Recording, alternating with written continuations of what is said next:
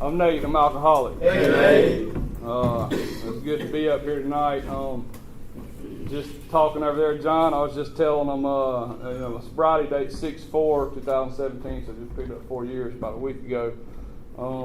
And I was telling man, I said, hit them 4 years, and I was like, man, I know I got to speak on the 12th. I probably can find a way to get out of this thing. You know what I mean? And I was like, well, I probably don't deserve to be sober if I ain't willing to get up here, And so, I don't know, man. I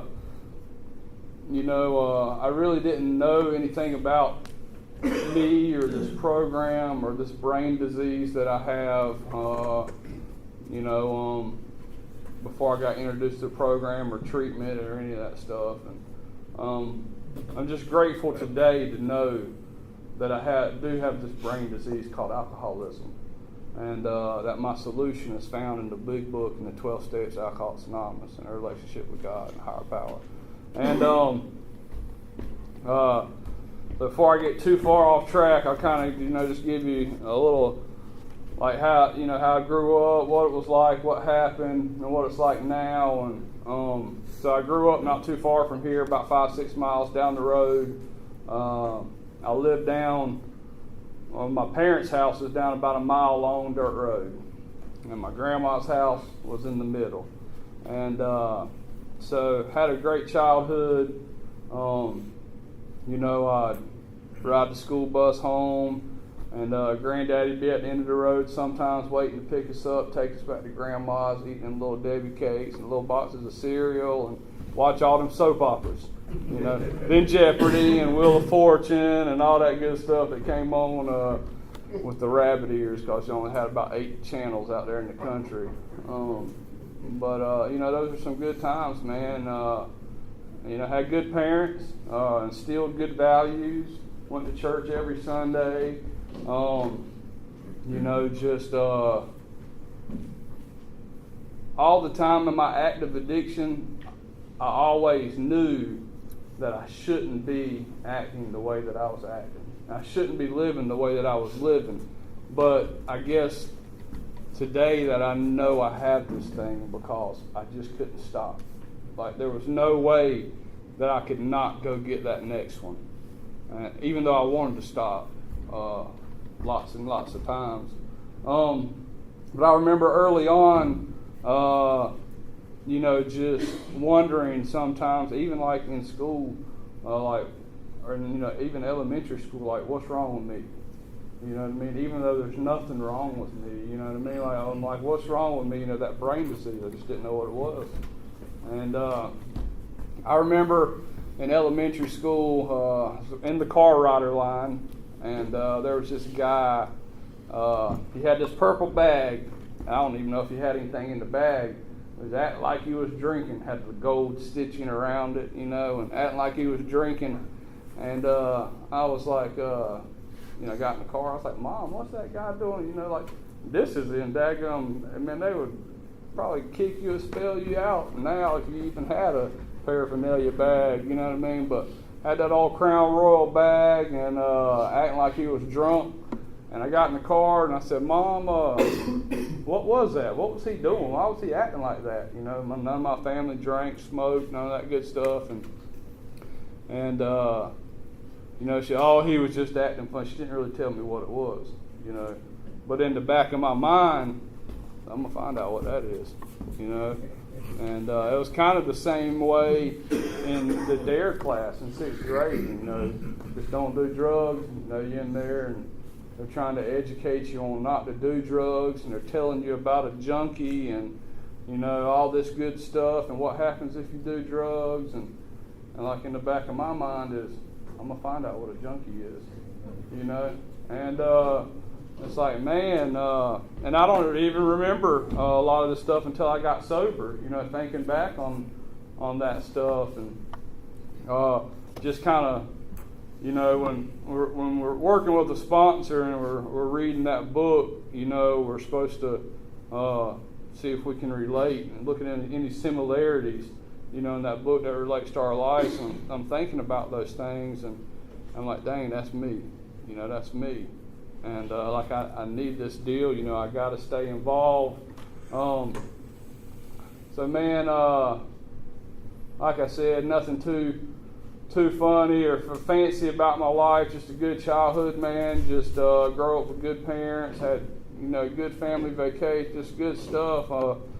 But you know, kind of got to high school or that middle school age and started smoking cigarettes, stealing them from Roses. You know, I'm like, dang, that's probably why they went out of business.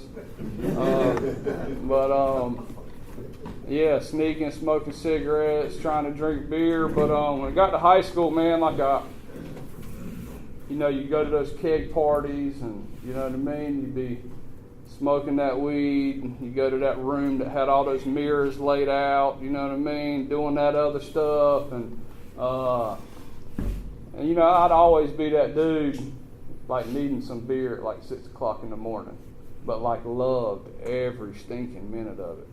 And like I just wanted life to be an endless keg party at all times. And like it was glamorous. It was when it was fun. And, you know, it was fun then. It got to not be fun. But it was a whole lot of fun then. And, yeah, man, just wanted life to be like an endless cake party. And that's kind of like when the trouble started, you know. Oh, yeah, and at those cake parties, the times that wasn't fun is when you were looking for that beer at like 6 o'clock in the morning, and you like turned that one up and didn't see that cigarette butt in the end of it. Y'all don't know nothing about that, but yeah, did taste too good. Anyways, man, you know, it was a lot. I mean, but I just couldn't stop. Like I'd do anything. You know, I'd steal my parents' vehicles. I would, you know, beg my mom for money. You know, try to steal out her purse, you know, sneak in there while they're asleep at 3 or 4 o'clock in the morning.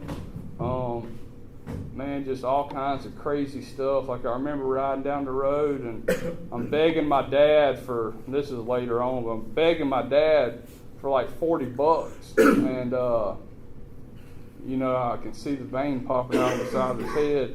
It's like, Nathaniel, you're going to kill me if you keep living like this. Yeah, and, you know, like I believed him. I truly believed him at that moment, but I had to have that $40. And man, you know, just a lot of torture and terror and destruction in the family system. And yeah, and so early on I started getting into trouble with the law. Been to jail, prison, detox, other, DART, impact, TROSA, I mean, just all kinds of stuff, you know. Was on probably methadone for 2-year stints a couple of different times, you know what I mean, just trying to live a normal life, but just could never do it. You know, I just could, you know, I didn't know what was wrong with me. And, you know, I got multiple felonies. Like it was either, you know, like I'm one of them type of dudes, man, like either I do this thing right here or it's not going to be good. You know, like for me, there's like no functional alcoholic type stuff, if that even is, you know. But, yeah, there's definitely for me no middle of the road. So like I said, you know, was doing everything. Like my drug of choice is what you got. You know, like I'll do it all, man. From cocaine to heroin to LSD, whatever. Like it doesn't matter. You know, pretty much tried it all. It was kind of funny. We're sitting at breakfast this morning, and I guess my son seen something on Snapchat or whatever he was on, and he goes, "What's LSD?" I said, huh? What do you mean like LED, LCD? You know, he was just talking about a smart TV like the other day. I'm like, did you say that right? And he said, yeah, LSD. Have you did that? And I said, yeah. And he goes, well, what's it make you do? And I was like, makes you hallucinate for about 8 hours. you know, just like a little square, and it's poison. Don't do it. That brings up the time that I took like 14 hits and a bottle wash, and like tried to drive from Southern Pines to Carthage, and the road was like this, and I said, well, my good thinking, right? I made it. I did make it. And I said, well, as long as I just stay in between the lines, I'll be good. And that's what I did, stay in between the lines. But like today, you know, my son, he'll be 15 in February, and I tell him about all of this stuff. And, you know, like if we see somebody walking down the road, hey, Dad, you think he's on drugs? And I said, I don't know, but I know if I do drugs, that'll be me. And I told him, you know, I just straight up with him. I was like, it's poison. LSD's poison. And if you do it one time, most likely it'll probably lead to a whole lot more other stuff. And it'll destroy your life, and you won't ever have a good life. And it'll destroy your family. And so, man, like that's one thing that I'm so grateful for today is just being able to stop that process, have a chance to stop that process. Because he was that same kid that while I'm rolling up, breaking up that weed and trying to roll those blunts, he's there trying to touch it, you know. And that tells you the type of dad that I was. And so, like, today, you know, like, I say it all the time because I'm so grateful for it, but, like, his prayers start sounding like my prayers, you know. And I'm grateful for that example that AA, the steps God has brought in my life. And like, man, you know, got a little baby at the house, you know, and like I know for sure, for a fact, as long as I stay involved, she will have a great life. You know what I mean? It ain't even about me no more. You know, I know I'm going to have a great life as long as I do this. You know, but if I stay involved, all of them will have a great life. And yeah, man, so went through, you know, the stages of a lot of cocaine use, a lot of opiate use, not having anything, sleeping on my parents' couch, as a convicted felon, being out there with a daggum spotlight and a 38 special on the porch, you know, just like straight up paranoid, about to lose my mind, you know, probably did. And sleeping on my parents' couch, you know, that was one of my biggest fears, is when my parents die, whose couch am I going to sleep on? And I knew nobody would probably want me around. And so I that was some of my biggest fears, and because I didn't want to, you know, not knocking it, I probably would have. I didn't want to have to sleep under a bridge, you know, or out in the woods in a tent for the rest of my life.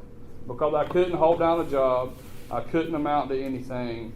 And I used to always, like, you know, growing up partying on the weekend, you know, 20s or whatever, in my 20s. And, like, you'd see these dudes, like, back in the day, it was the ecstasy pills, you know what I mean, drinking. On the weekend, we'd take a bunch of ecstasy pills, and it's like, man, these dudes are buying like 5, 6, 10 rolls, you know what I mean? And like, you know, I'm like, damn, I can barely get the money up to get 1 or 2, you know? And like, they'd get this paycheck at the end of the week. Like, I could never just do it, man. Like, I had no idea how do you go to work every day for weeks on end and get a paycheck. And like, I never got it, you know, and I always felt less than, like something was wrong, and I never knew that I had a brain disease. I just needed to work these steps in my life. And so I went to Samaritan Colony in 2010 for the first time. Like I said before, I'd already been to prison, jail, DART, TROSA, Impact, like, just, you know, like, I don't think there was hardly ever a period from about 17 to, I think, 28 or 30 that I wasn't on probation, and I wasn't involved, like, in the system. and just like wanting to be a good dude. Parents had instilled these good values in me, knew how I should be living, wanted to live that way, but just didn't ever understand how I could do it. I just couldn't put it together. I wanted to do it, and but anyways, I went to treatment in 2010. A lot of things clicked in there, and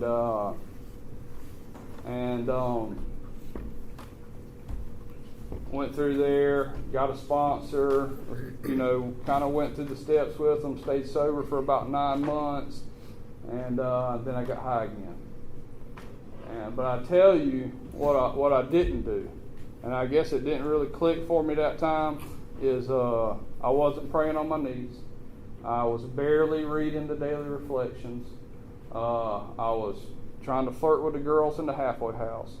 I was just doing, I really didn't even grasp the aspect of the spiritual program of action. And like it says in the book, I will not have a defense against the first drink if I'm not enlarging my spiritual life, and I can't differentiate the truth from the false. And so, I love how it just says in the book, like, because I get it, like, that's me, in the doctor's opinion, when it talks about the phenomenon of craving, and it produces that allergic reaction. When I put something in my system, it produces an allergic reaction. Allergic reaction is a phenomenon of craving, and I can't stop after that. And that's the phenomenon of craving. And like, I get it, man. Like, that first time, in 9 months, I smoked a little weed. Like, I couldn't stop. It was just weed, but I couldn't stop.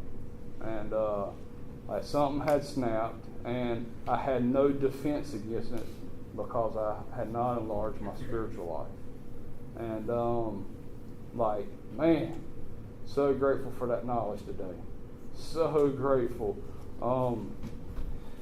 But anyways, got high for about, 2 more years, maybe 3. I guess it was about 2.5, 3, because I went back to rehab again in 2013. But in between those 2 years, man, like, I wanted to be a good dude. I had tried to stop selling so much drugs and stuff like that. I was tired. I didn't want to get pulled over no more and arrested and go to jail. So the great idea was to, go to I had started barber school in those 9 months of being sober. That was like the one thing, about the only good thing that I did. But I wanted to get sober. I wanted to be a good dude. I wanted to stop getting in trouble, so I had the good idea. Back then, it was like a half ounce or less was a misdemeanor. You know what I mean? So I'll just ride around with like a quarter bag. That way, if I get pulled over, because I knew it was going to happen, that I just get a misdemeanor instead of another felony. I have to go to jail for a habitual felon for like 10 years. And so I did that. Got a few simple possessions, and but one of the things that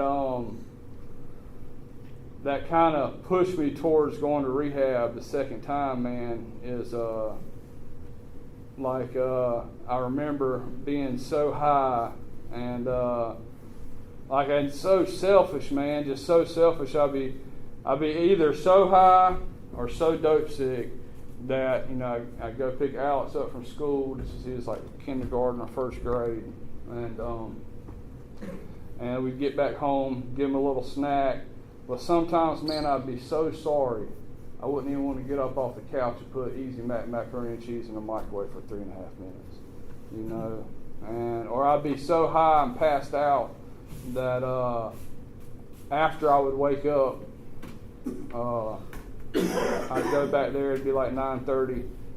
He'd be asleep on the floor, holding his Wii remote, and have snack wrappers all over the place. And I remember earlier that night, he's just asking me, "Hey man, come play." All he wanted to do was just spend time with me. All he wanted to do was spend time with me, and just ate up with this addiction, man, and so selfish and self-consumed and just self-run riot. Like, it's all got to do with me not being selfish today. I remember doing my 4-step, and like everything was like selfish, self-centered, selfish, and like I never, and at that moment, early on, I never even really understood what was going on. Only thing, I'm that dude that my brain's so messed up. You just got to tell me what to do. Go be a service. You know what I mean? Mop the floor type deal, and go help somebody. And I don't know, man. I remember early on, kind of jumping around, but once I did get sober in 2013, I remember early on, my mind is just so messed up. Somebody could say Jack Daniels in the meeting, and all I could do is feel it going down my throat. I'd have to pull somebody aside and tell them that thing,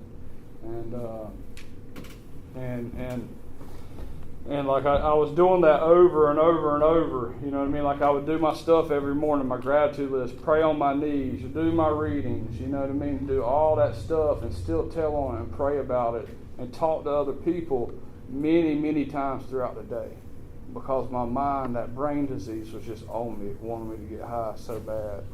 And I remember right after I got done with the steps, I was in my mom and dad's bathroom, and that thought came to me.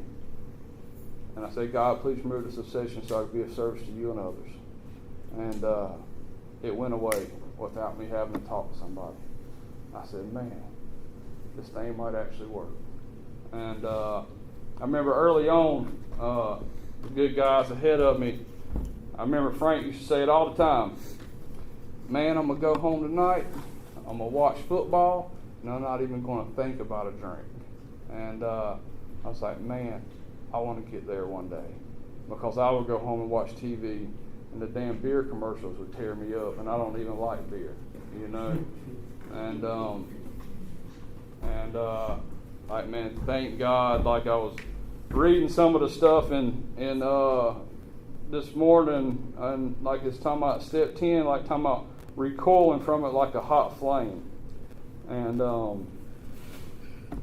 like, man, it's so awesome to have that spiritual awakening in your life, and just man, it's good stuff. But anyways,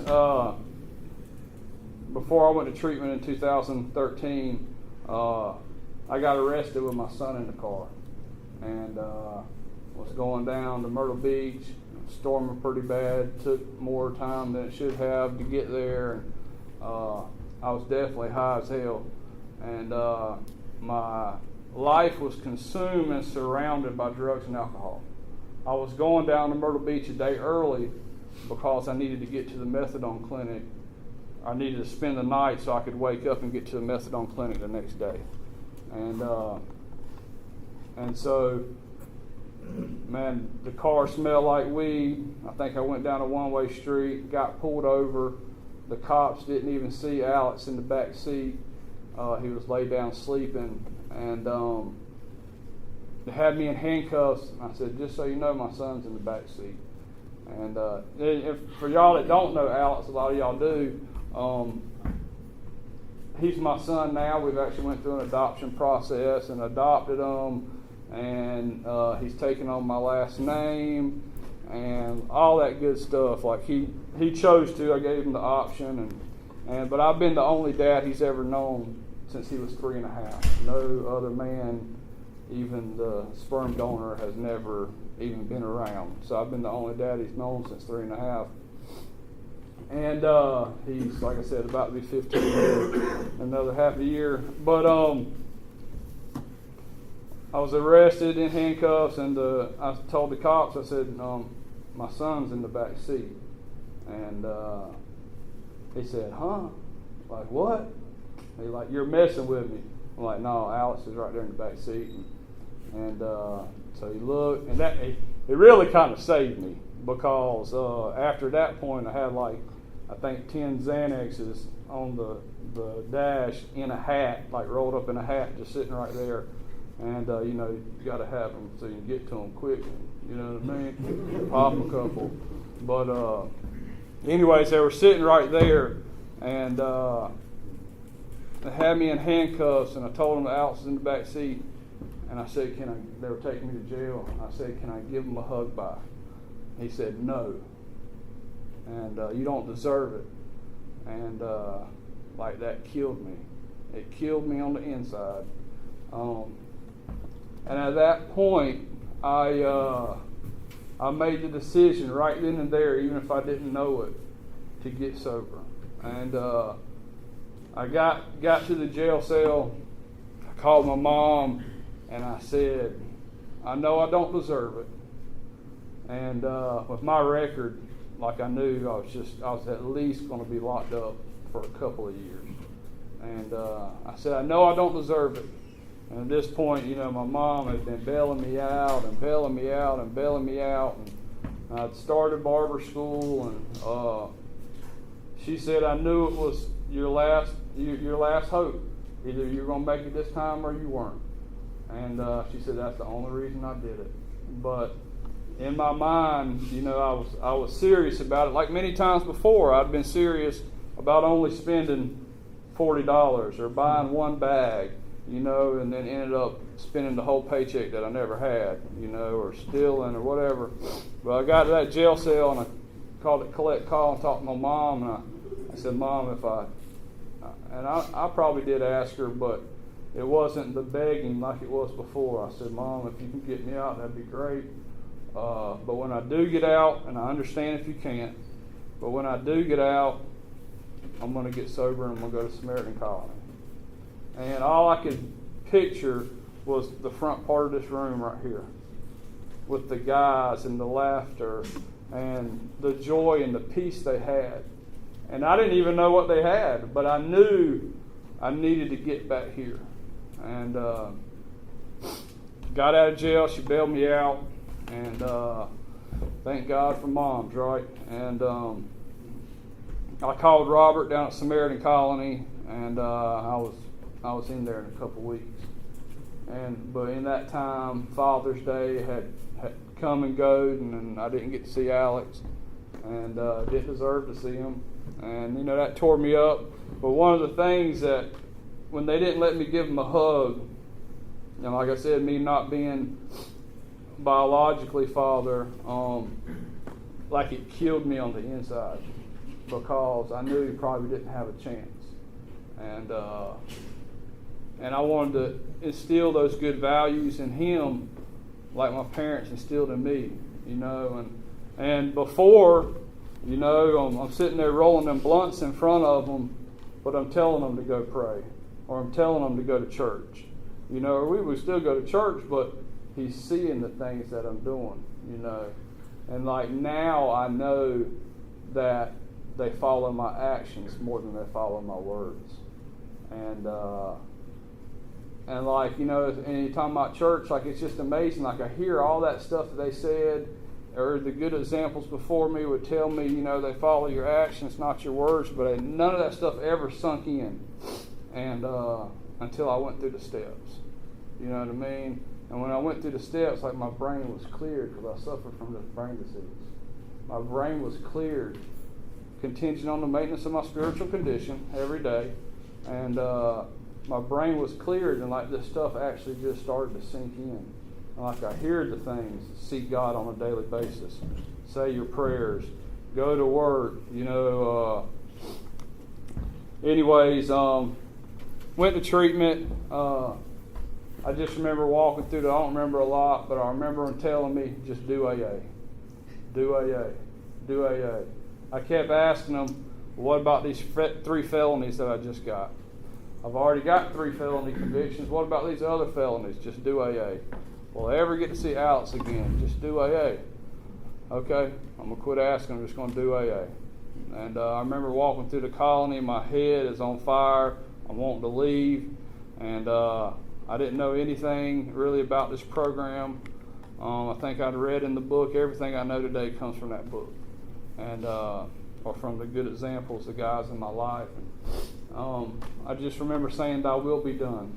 Thy will be done. I wanted those voices in my head to shut up. And I would just say, "Thy will be done," over and over again. And it tells us to do that in the book. And so man, I got out of there. I did AA. I ended up, like I said, 3 felonies. I just did AA, man. I wrote all my meetings down. I think I did 185 meetings in 90 days. Not for the courts, because just I was sick and really needed it and didn't want to get high anymore. I remember waking up every morning and all I could think about was methadone going down my throat. I would call somebody as soon as I woke, pray and call somebody as soon as I woke up, and hit the 7:30 morning meeting. And I just kept taking that action. And the funny thing about being sober is like you can actually stay at a full day of school or work. You know what I mean? And instead of like leaving halfway through because all you want to do is sit in front of TV and get high. And like I was actually able to finish barber school. But those 3 felonies, man, that's just how God works. There was no neglect found, because I wasn't the biological father. There was no neglect found with him and his mother. They dropped that charge. They dropped the felony weed charge to a misdemeanor. And the second DWI, I didn't give him any blood work, so that got dropped too. And but I was 6 or 9 months sober. I don't remember. I think it was 6. In Horry County Jail, because I had to do. They gave me 30 days on that stuff, and that had never happened before. Where they sentenced me, and I get to term. It was like right there before Christmas, and I got to turn myself in after the New Year. My dad had never had, and I actually turned myself in too. But something about that, like, things just keep, even though I had to go to jail, got sentenced for 30 days, I only had to do 11 days in jail because 5 days counts as 2, or 2 days counts as 5, something like that. But what I did doing that jail cell is I remember how hard that bed was, and I carried the message of Alcoholics Anonymous. And people ask me, why is life so good today? You know what I mean? Why are you reading that Bible? That's the only thing I had to read in there. And what are you writing on that paper towel? Writing my gratitude list. And I'm praying on my knees. And they've seen it, and just like my son sees my actions today like he sees it. And, yeah, man, so I got out of there. It was a Tuesday night I got out of jail, and at that time Tuesday nights was my I went down to Samaritan Colony to a speaker meeting. Got down there, and Pat Hill was running the place then, and he offered me a job down there at night, working from like 5 to 12 after school, and so that was awesome. Got to work down there and with those guys while I finished up barber school, and so a lot of great things happened, and I will say about the going through the steps. There was one thing I was going to hold on to when I was doing my 5th step, and I just didn't want to tell anybody that. And what I did, I got in there and I prayed about it before I did it, and I said, "God, please help me." And when I said it, he said, "Okay, that's it.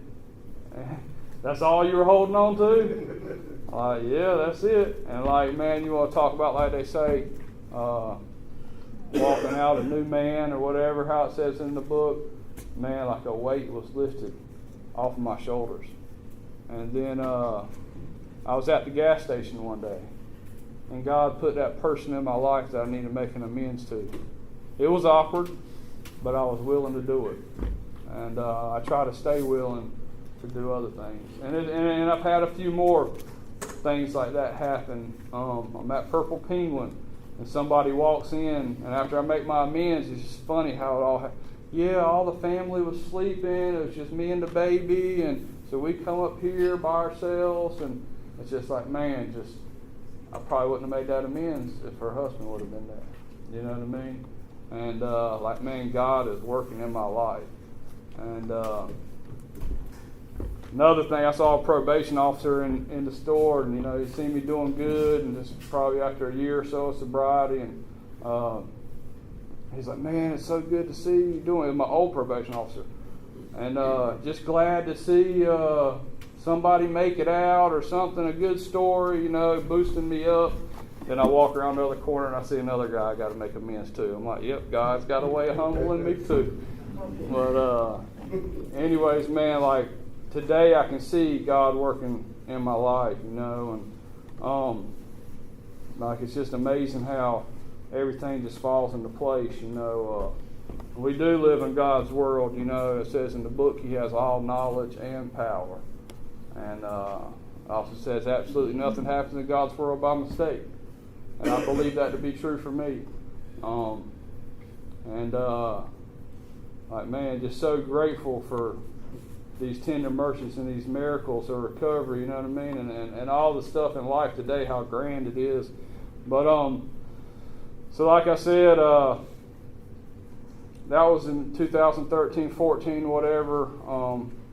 Like I said, I have 4 years now, but I had 47 months before. And got high. Those first 2 years of the 47 months, I was involved in Alcoholics Anonymous every day. And those last 2 years, I was still saying my prayers, on my knees. I was still doing a reading every once in a while. I was on that 12 and 12, 12 meetings, 12 months. You know what I mean? I would come, every once in a while. Just when, like running, definitely looking back on it now, running on straight up ego and pride for sure. And, got a prescription from the doctor, man. A couple of prescriptions in a few days' time. Abused the prescription. Got high, and like what they say, man, like, and during that little time, like, my son had come up when I was using those prescriptions. He had come up and gave me 3 hugs. This is like a 10 or 11-year-old. He gave me 3 hugs, and he never comes up and just gives you a hug. If you got a boy son, male son, that don't happen too much, and every time, I was talking about living in God's world, right? Every time he came up and gave me a hug, my life flashed before my eyes just like that. I didn't have a home. I didn't have a car. My mother was crying herself to sleep. Me and my wife were back getting high, and my son was probably getting high with me too. And like everything, I saw that same, it flashed before my eyes. There's 3 different times, man. And so it was Saturday night. Saturday evening, I had 8 pills. And I took 4, felt a little buzz. It wore off. And I'd said before I took those 4, talking about the brain disease and the phenomenon of craving and how it progresses, I said I'm going to save those other 4 for Sunday morning. And, because I'm still in pain. My prescription, my name's on the bottle, you know what I mean? Like, that's my shit, And so as soon as it wore off, I couldn't not take those other 4 pills. I couldn't. There was nothing I could do not to take the other 4 pills. I took the other 4 pills and didn't feel nothing, and was pissed. And I woke up Sunday morning, and was in the bathroom, using the bathroom, and my brain says, "You know where to get it at." And I got on my knees right there, and I said, "God, please help me."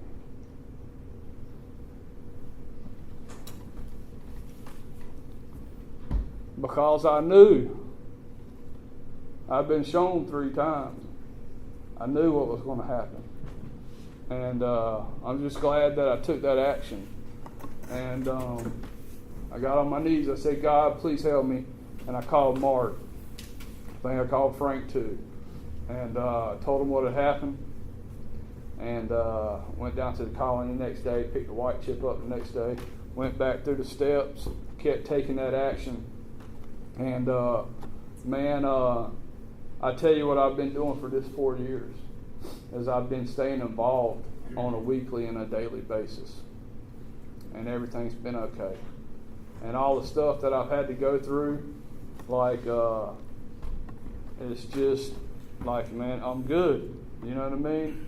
Like, I know God's got me, you know, and I don't know, man, like, everything's good today, like, so blessed. Like, man, like I said, just been staying involved and not overthinking it, taking the dumb man's approach. That's a good example before me, I always say. Man, just early on, man, like just running everything past my sponsor. Just running everything past them, just asking them, what should I do? And I still do. If it's, you know, a major decision or I got a question about it, I'm calling my sponsor. Like, nothing's changed. I'll never be cured from this thing. You know, like, man, life is so good today. It's still life. It still sucks at times. You know, I still have thoughts about getting high. You know, I was down at Florida a couple of weekends ago, and I didn't know this before going down there, but and I knew the people we were going to see. Friend's mom got cancer, so we were just going to see her kind of just in case visit, so our motives were right. But down in Florida, you can get your medicinal card and get some weed from the dispensaries or whatever. And so the people we were going down there to see were smoking weed all weekend, drinking. It was like 2 days. And so we first get down there, I'm like, dang, man, that kind of smells good, you know what I mean? Because like that was my thing, you know what I mean? Like I love to be able to just smoke some weed. And but like today I can differentiate the truth from the false and play all that crap out, you know. And so but like I kind of got tired of being around them on the first day just because it's just, you know, it's not what I want to be around. That's not my people anymore. I love them, but it's not my people anymore. And on the second day, and you know, that's how God works, right? The smell and the thought of marijuana totally disgusts me now. Now, I ain't going to lie, there's still a little bit in me that says it'd be nice, you know, but it totally disgusts me just seeing the total destruction come from drugs and alcohol abuse. Generational destruction. And like just mom, daughter, kids, their kids, you know what I mean? Like it just don't stop, you know, and like just so grateful for these steps and how it just like got a chance to stop that process with my children and the children that God's allowed me to have, you know. And today I got a 15-month baby at the house, a wife, a good job, a home, was able to take his mortgage loan out on my parents' house and let them live in it rent-free until they die, you know. And it's not what I've done. It's Alcoholics Anonymous, working the steps, God, you know what I mean, and just trying to turn it over to Him on a daily basis. And I don't know, man, like this is the best deal I got going on. Like, man, still to this day, I just get on my knees. Every morning I get on my knees and I say, God, please help me. Please flip me to be a maximum service to you and others. And please give me peace. And I do some readings, man. I write a gratitude list every once in a while. I ain't going to say I do it every day. But I am staying connected. Like it says on one of those pages, 85, 86, 87, something like that. I don't know, paraphrasing it. You know, I'm basically walking around with a prayer in my heart. I'm talking to Him on a daily basis. I'm saying Thy will be done. I'm standing there cutting hair and I'm saying, God, please help me. And like, man, it's just it's a good deal, man. Like, I'm so grateful for that total transformation, for that psychic change, and to know what my problem is today, and to know what my solution is today. And I have not been involved in Alcoholics Anonymous and stayed sober and been totally miserable. And I've been in Alcoholics Anonymous and stayed involved, and man, have a great life. All those promises have come true. You know, the fellowship has grown up around me. I got friends today, you know what I mean? And I don't know, man, like in the past, everybody just wanted something from you, you know? But I guess the main thing that I'm grateful for today is I'm not out there just trying to get one more. And I know today, and hopefully tomorrow, but tonight, I'm going to be a good dad. I'm going to be a good husband. My mom's not going to cry herself to sleep. And I'm not going to steal from them today. You know, and I'm going to stay involved today. I'm going to get on my knees, and I'm going to thank God at the end of the night. And in the morning, I'm going to get on my knees and ask Him to help me. And, man, this thing works. It was a pleasure being up here tonight.